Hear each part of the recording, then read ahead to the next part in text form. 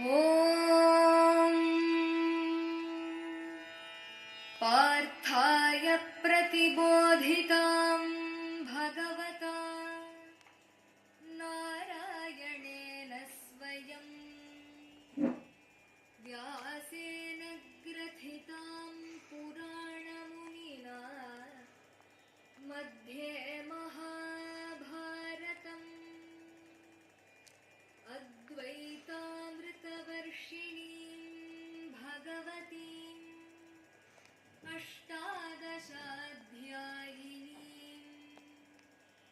अम्ब त्वामनुसन्दधामि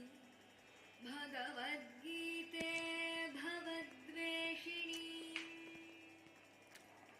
नमोऽस्तु ते व्यासविशालबुद्धे हुल्लारविन्दायतपत्रनेत्र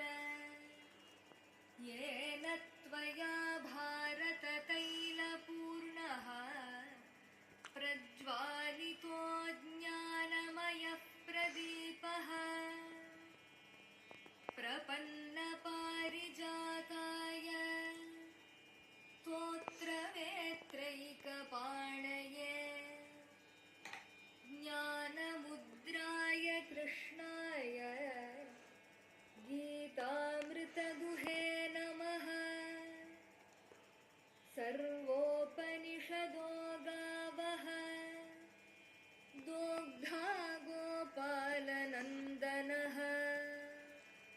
पार्थो वत्सः सुधीर्भोक्ता दुग्धं गीतामृतं महत्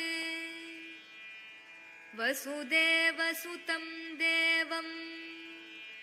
कंसचाणूरमर्दनं देवकी परमानन्दं कृष्णं वन्दे जगद्गुरुम् भीष्मद्रोणतटा जयद्रथजला गान्धारनीलोपला शल्यग्राहवती कृपेण वहनी कर्णेन वेलाकुला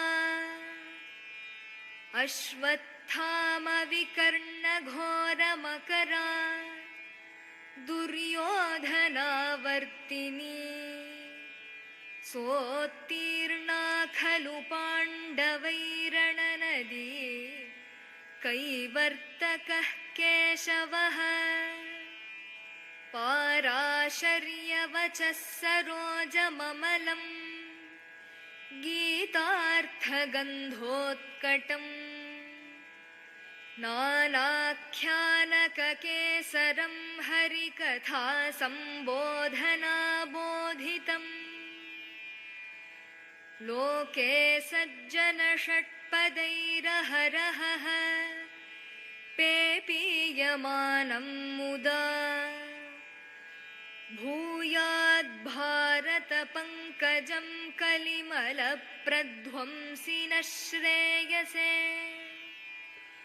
मूकं करोति वाचालं पङ्गुं लङ्घयते गिरिं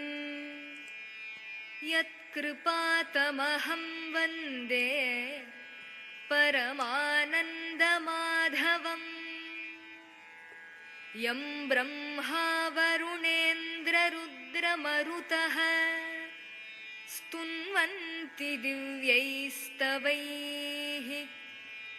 वेदैः साङ्गपदक्रमोपनिषदैः गायन्ति यं सामगाः ध्यानावस्थिततद्गतेन मनसा पश्यन्ति यं योगिनः यस्यान्तं न विदुः सुरासुरगणाः देवाय तस्मै नमः।